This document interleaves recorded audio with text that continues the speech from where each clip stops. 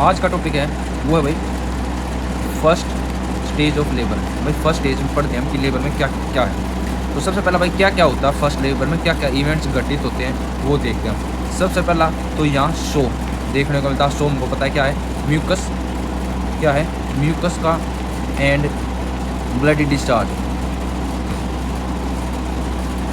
दूसरा हमको क्या देखने को मिला है, प्रोग्रेसिवली इंक्रीज हो रखी है, प्रोग्रेशन देखने को मिलता है, डायलेशन ऑफ सर्विक्स,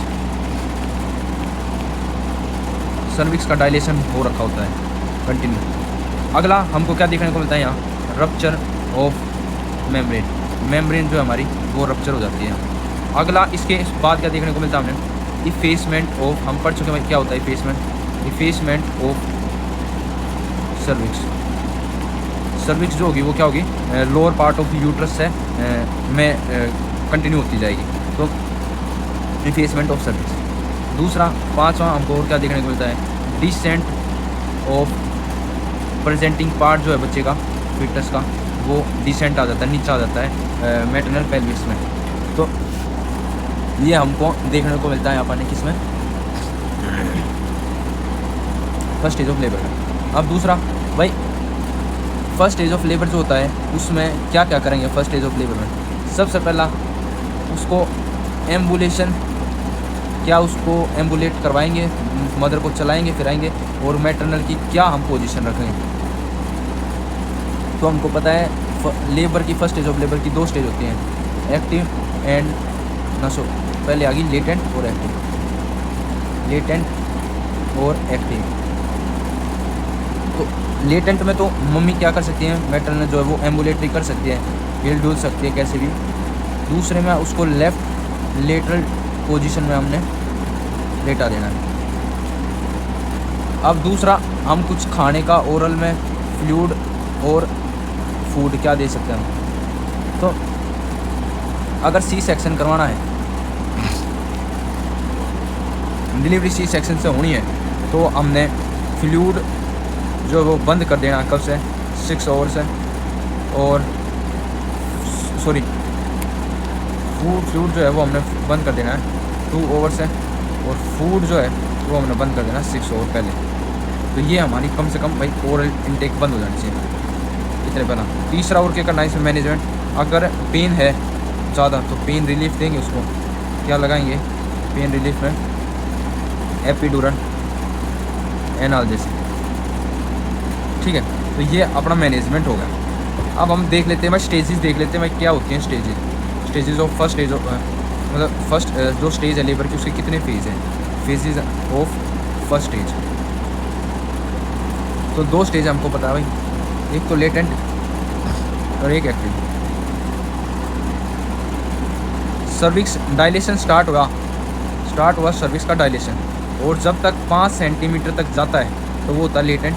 और ये क्राइटेरिया अपना किसके हिसाब से, WHO के हिसाब से, और पार्टोग्राम के हिसाब से है, पार्टोग्राम के हिसाब से जब से सर्विक्स डायलेशन स्टार्ट हुआ, जब से लेकर 4 सेंटीमीटर। और एक्टिव फेज कब से स्टार्ट है, कब से कब तक कहते हैं, मोर देन, जब 5 सेंटीमीटर से लेकर WHO के हिसाब से 5 सेंटीमीटर से लेकर फुल्ली डायलेट ना हो जाए, फुल्ली डायलेशन ऑफ सर्विक्स। और सेम यही 4 सेंटीमीटर से लेकर फुल्ली डायलेशन तक,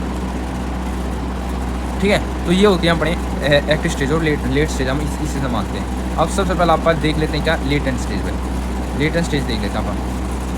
तो एक हम ड्यूरेशन देखते हैं, नॉर्मल ड्यूरेशन जो होता है वो कितना होता है लेटेंट स्टेज का। सबसे पहले लेटेंट स्टेज देखते हैं, एक नली पेरस में और एक मल्टी पेरस में।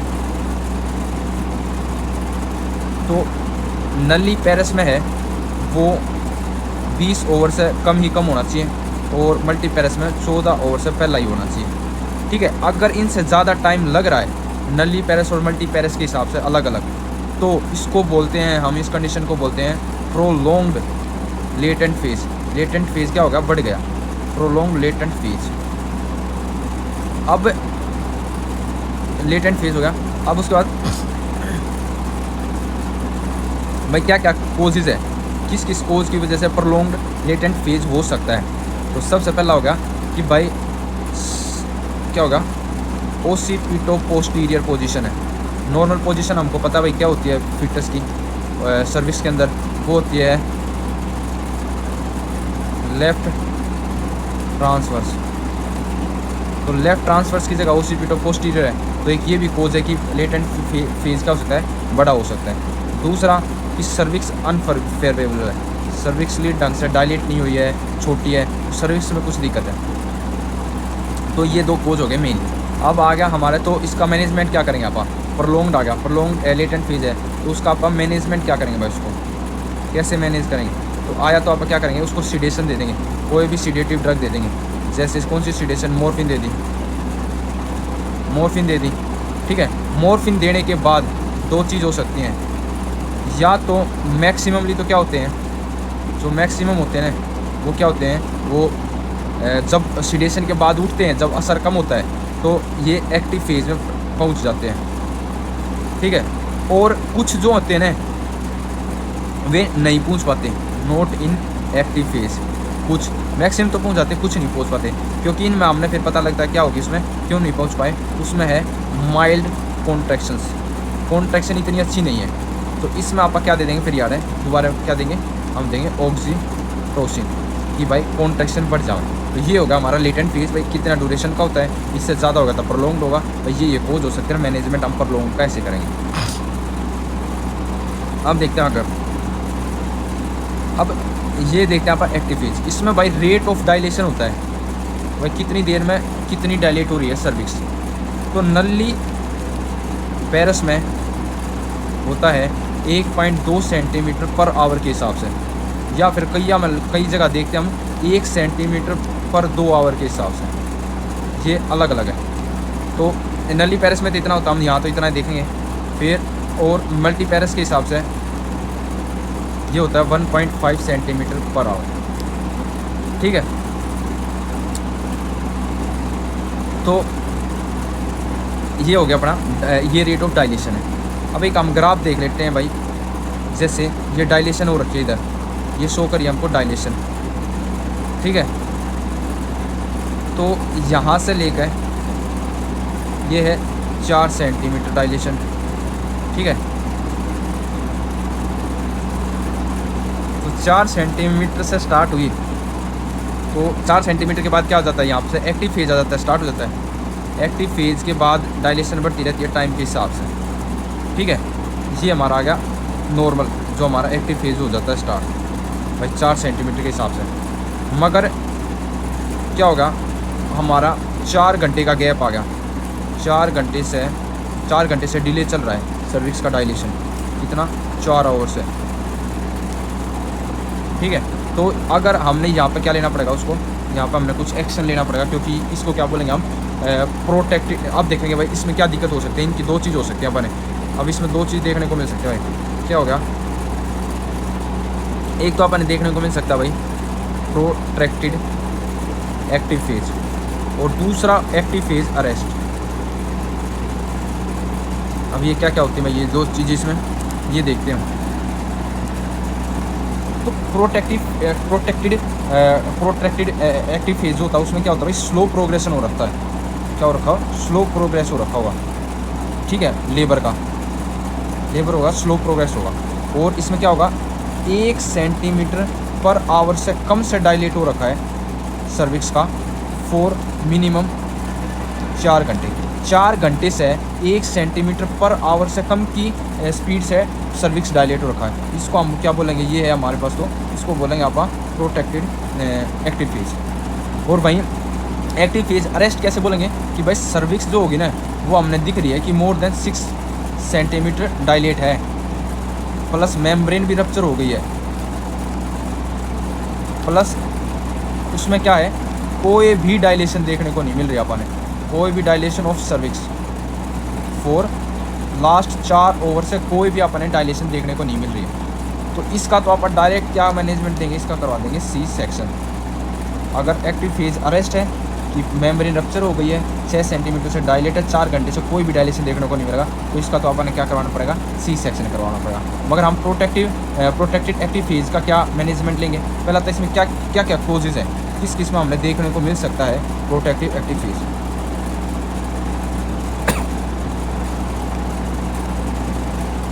अब ये देखने को मिल सकता हमने hypotonic uterine contractions. Uterine contraction बहुत धीरे धीरे है, कम है, उसमें देखने को मिल सकता है। दूसरा भाई पोस्टीरियर पोजीशन है, जो हमने लेटेंट फेज के डिफेक्ट में भी देखा था, प्रॉन्ग लेटेंट फेज हो गया था।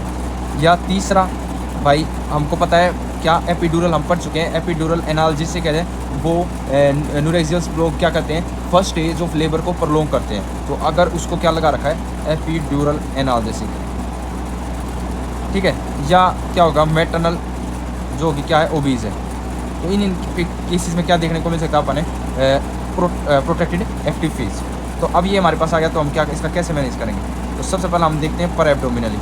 पर एब्डोमेन देखा हमने तो हमको दो चीज़ दिखी, एक तो दिखी कि भाई हाइपोटोनिक है यूट्रस, ठीक है, कि भाई कॉन्ट्रैक्शंस नहीं है, और दूसरे में देखा हमने नॉर्मल कॉन्ट्रैक्शन है, ठीक है। अगर हाइपोटोनिक है तो हमने क्या करेंगे, उसको चीज़ देखेंगे हम हाइपोटोनिक है तो हम क्या देखेंगे, हम देखेंगे कि भाई हेड ने देखेंगे, हेड जो होगा एंगेज्ड है, एंगेज मतलब पेल्विस में चला गया है, या हेड अभी भी मोबाइल है, पेल्विस से बाहर है। तो क्या क्या करेंगे, तो अगर एंगेज्ड है तो सबसे पहला आर्टिफिशियल रप्चर ऑफ मेम्ब्रेन करेंगे, बाद में इसके क्या लगा देंगे, ऑक्सीटोसिन लगा देंगे। अगर मोबाइल है अभी भी तो पहला तो हम उसको कॉन्ट्रैक्ट करके एंगेज करवाएंगे, तो ऑक्सीटोसिन लगाएंगे, और उसके बाद हम उसको क्या, उसकी क्या करेंगे, आर्टिफिशियल रप्चर ऑफ मेम्ब्रेन करेंगे, मेम्ब्रेन रप्चर करेंगे, जिससे फिर ऑगमेंटेशन ऑफ लेबर हो जाए। तो आपका यहाँ मेन ट्रीटमेंट क्या अपन है, यहाँ पर लेबर तो स्टार्ट हो चुका है, और उसको क्या करना, ऑगमेंटेड करना, एक्सीलेट करना है, तो ऑगमेंटेशन ऑफ लेबर। ये तो होगा हमारा हाइपोटोनिक का भाई ट्रीटमेंट। आ गया नॉर्मल कॉन्ट्रैक्शन है, तो नॉर्मल कॉन्ट्रैक्शन में भाई दो चीज़ हो सकती हैं, या तो ओपी है पोजीशन, पोस्टीरियर पोजीशन है, या तेरा क्या होगा, मोल्डिंग होगी। मोल्डिंग हम पढ़ चुके हैं पहले वीडियो में, क्या होता है कि भाई सिफेलो पेल्विक डिस्प्रपोर्शनेट में वगैरह में ज़्यादा देखने को मिलती है। उसमें बच्चे की जो होंगी वो स्कल की बोन एक दूसरे से टच हो गई या एक दूसरे के ऊपर ओवरलैप हो गई, तो इसको हम मोल्डिंग बोल देते हैं, मोल्डिंग ऑफ स्कल। तो अगर हम फिर कैसे मैनेज करेंगे, अगर ओस्टियो पोजीशन में है स्कल, तो हम यहाँ देखेंगे वेट एंड वॉच करेंगे। क्या करेंगे, यहाँ पर इसका मैनेजमेंट करेंगे भाई, वेट एंड वॉच करो, ऑब्जर्व करो कि खुद ही ठीक हो जाकर नॉर्मल वेजाइनल डिलीवरी हो सकती है। वेट एंड वॉच, अपने आप नॉर्मल लेबर हो जाएगा। और मोल्डिंग है तो अपन क्या करेगा, इसका मतलब क्या डिनोट करा यहाँ पे है, cephalo pelvic disproportion, cephalo pelvic disproportion. तो यहाँ पे हम मैनेजमेंट क्या करेंगे, सी सेक्शन।